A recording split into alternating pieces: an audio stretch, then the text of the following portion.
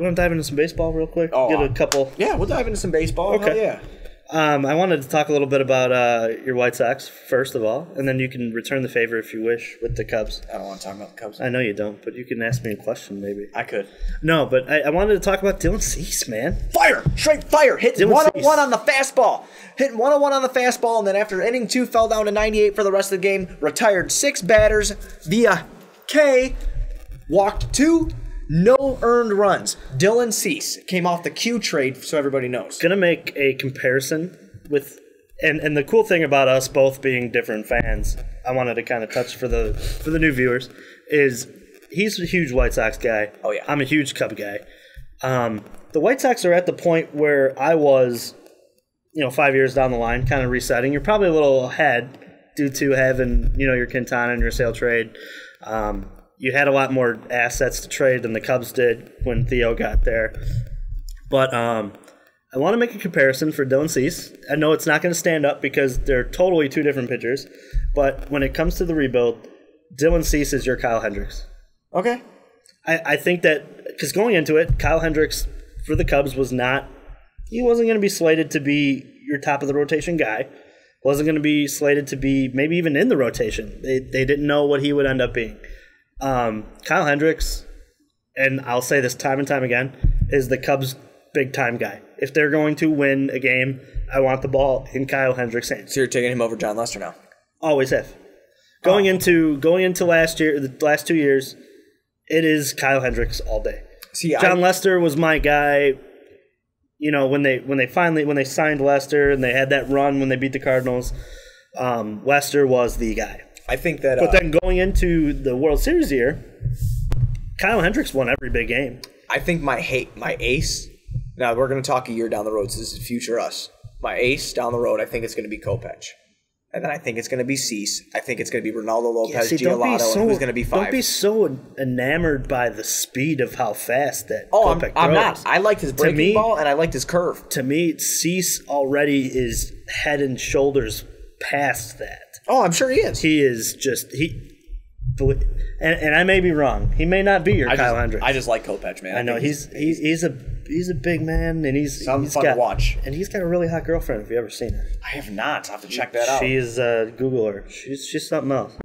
But I kind of wanted to dive into that Dylan Cease a little bit, talk about Eloy Jimenez homering and Eloy Jimenez hit 2 homers, and then he just hit one yesterday. Last night he hit another one. He's a monster. It really sucks. Luis Robert sprained his thumb. He's out 10 weeks. Yeah, this really stunts his damn growth when he was playing. Yeah, but this is where you want it to happen. Yeah, I know. It just sucks because I was enjoying watching it. Because I feel like a lot of the time he was getting, sure, it was against some big league pitching, but a lot of it was seen at the end of the game. It wasn't seen with guys who are going to make the team. That's the same Dylan with Cease pitched against 6 major leaguers last night. Right, and that's different though because he's starting a game. That's big time. Yeah, that's huge for Dylan Cease. Yeah, that's big time.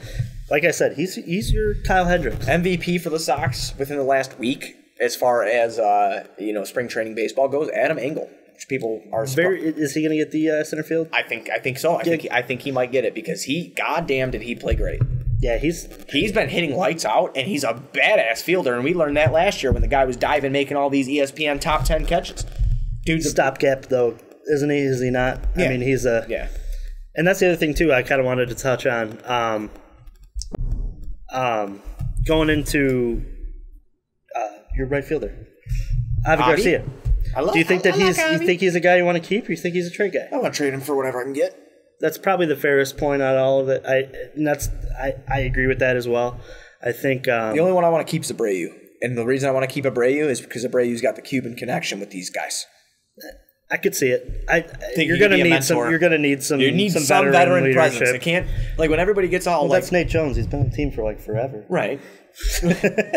Well, what I don't like is how all these people are always like, "Oh my God, we just got to get younger. You got to get younger." Well, yeah, you do have to get younger. That's the name of the game: getting younger and staying relevant. Yeah, that's the name of the game. But you need these veteran presence, like these guys that are veterans on your squad, to be there for the younger guys, to help them when they're in a slump, to give them pointers when they're on the road. A million things like that. You know what I'm saying? That's what you need to do. So I'm all for keeping Abreu. I'm all for trading Avi. Can agree with that. Avi did bat great last year, dude. He hit the hell out of the ball. He's going to be a guy that somebody's going to want who's a contender. For a playoff push, I think he's a trade for a playoff push, and we land another prospect somewhere we need. Yeah, maybe the Phillies. Yeah. The Phillies are looking like a team that wants to spend. Their owner wants to spend. The most thing I'm upset about this year, besides, Luis getting hurt, Robert getting hurt with the thumb injury, is Jake Berger tearing his Achilles. That really upset me. Yeah, but he needs to go home and he needs to get in shape. Yeah, he looked like he had one too many burgers going in there. One too many burgers and a couple pictures of beer. And I mean, Chicago is a great city, don't get me wrong, but they'll get you fat real quick. Pizza. Best pizza in the world. Best hot dogs in the world. Best tacos. Everything. And if you're from not in Chicago and you're listening to this and you're like, I disagree with that, then let us know in the comments section below. Send us some pizza. We'll try it. We'll rate it. In the mail. We'll rate it. Yeah, I don't care. And we'll tell you it's definitely not good enough. I don't care if it was in the mail for 6 days. I'm going to judge it off that.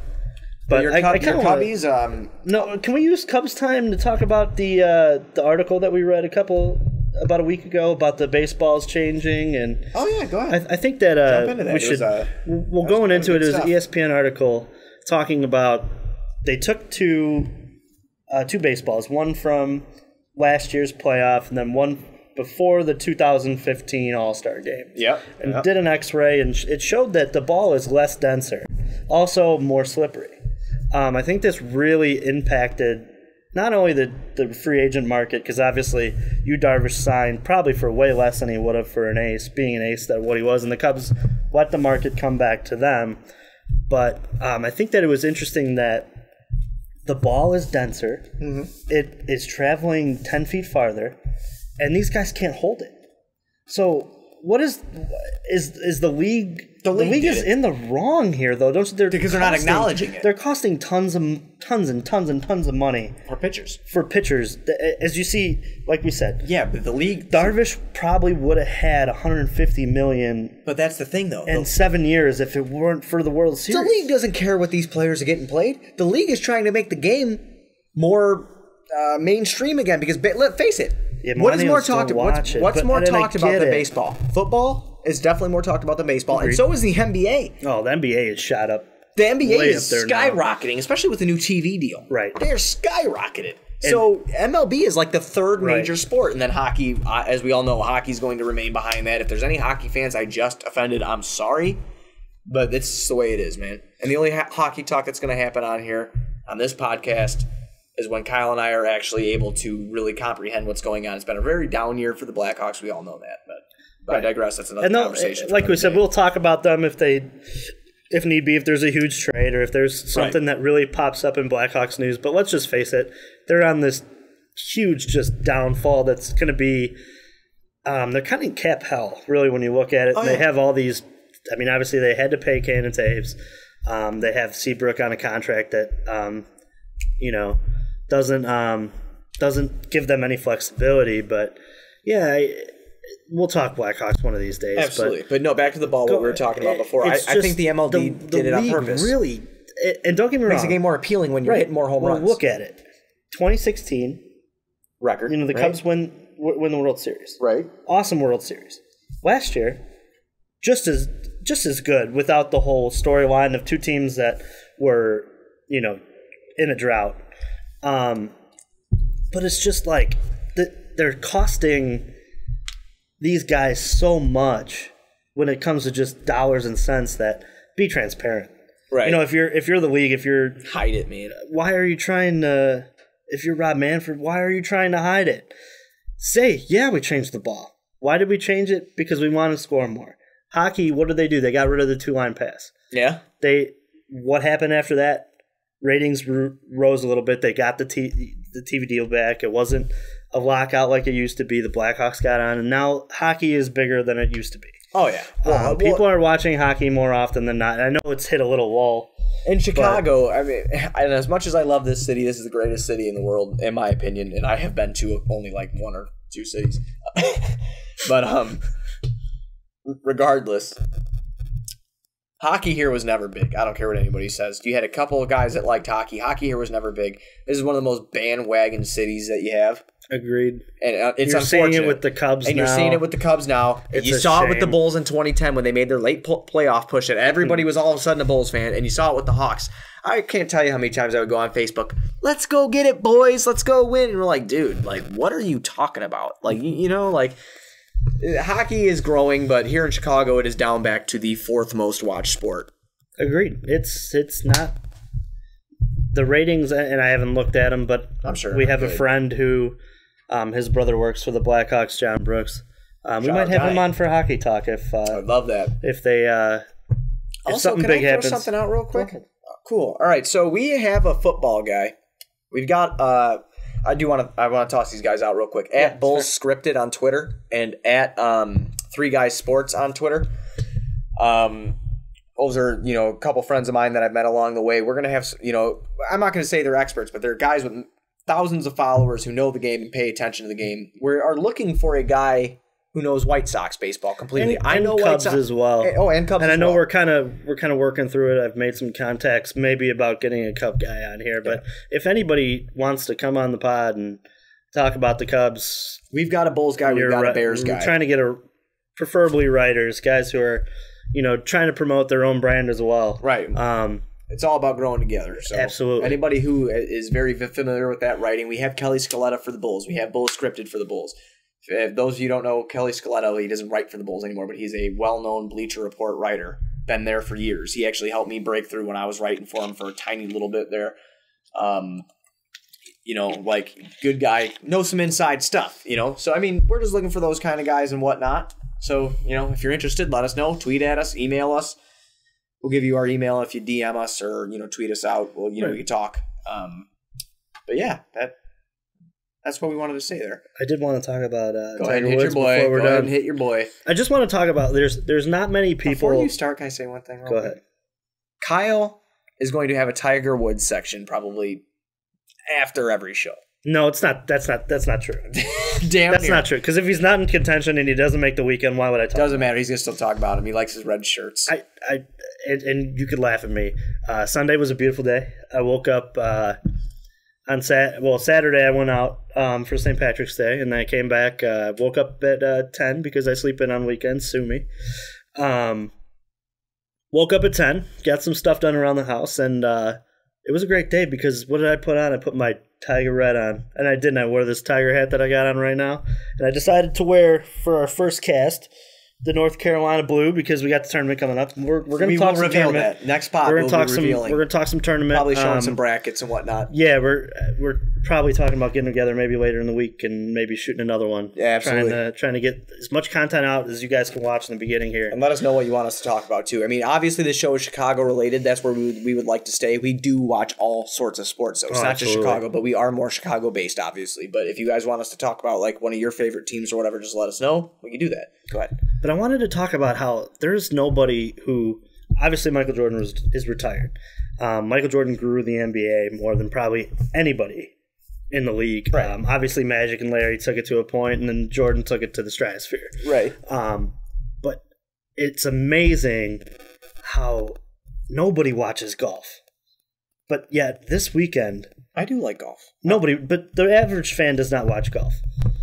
Going into this weekend – everyone was watching golf. Yeah. Everyone was tweeting about Tiger. I was looking online. I mean, even other athletes too, man. Right. They were sitting watching Tiger Woods on a Sunday. And he came in second, right? He did. And he made a 50-foot putt to give himself a chance on 18. And it just he hit a poor shot off his drive. Usually he hits that stinger a little farther and doesn't leave himself with so much in. And he just couldn't get it close, and then the putt was only 2 foot short. He ran out of steam, but it's a tough putt to read. The make percentage on it was like 3%. But Tiger's back, and to me, golf is back. I know that I sit here and I talk about all these guys, and you went with me to go watch a tournament. And believe it or not, I had some of the most fun I've ever had in my life following just watching these dudes golf. We went to the U.S. Amateur in Olympia Fields around our house. And it was, dude, I actually, believe it or not, I had one of the most fun times I've ever had at a sporting event. It was also event. really funny to see you in a polo. We're not going to talk about that. The guy wore a polo. We're not going to talk about that. You will never see him wear a polo until that moment. It was great. I handed it to him. He's like, what do I do with this? I just put it on. Hey, I didn't ask no question. I tucked it in, too. It was. It was great. He had the plaid shorts on that day, I had plaid shorts on, that was and then awesome. I had a bent brim hat like yours. That you did. Yeah. But it was Tiger Woods. There's sports figures. I want to relate it to like going into your English. Harness your English high school, your Iliad and the Odyssey. These guys that they have to build themselves up into this great Greek figure. Yeah. And then something happens. And then for Tiger, from adversity. And for Tiger, it was, he got hurt. Divorced. He had the whole divorce. He had the drug problem going into. And now it's so great, and it's so great for golf to see somebody.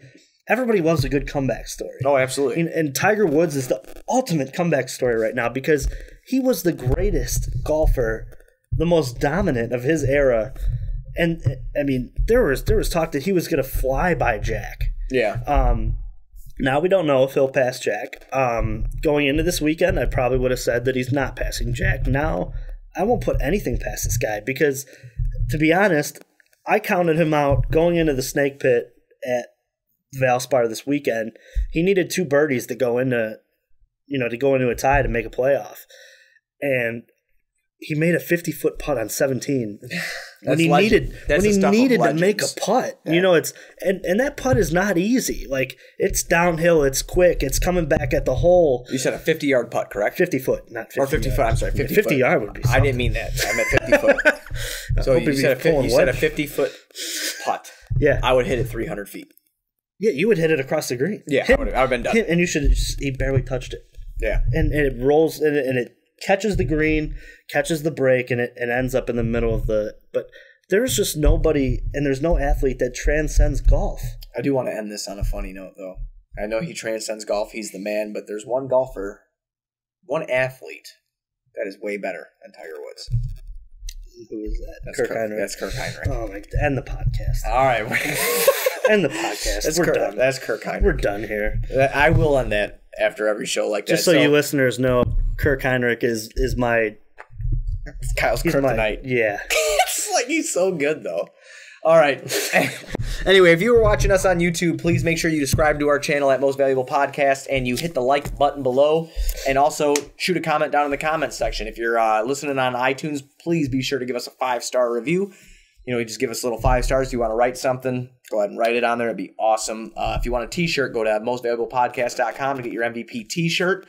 And if you want to donate to us, help us move along, maybe do some cool things, you can go to patreon.com/mostvaluablepodcast and you can donate, earn yourself some great prizes and everything like that.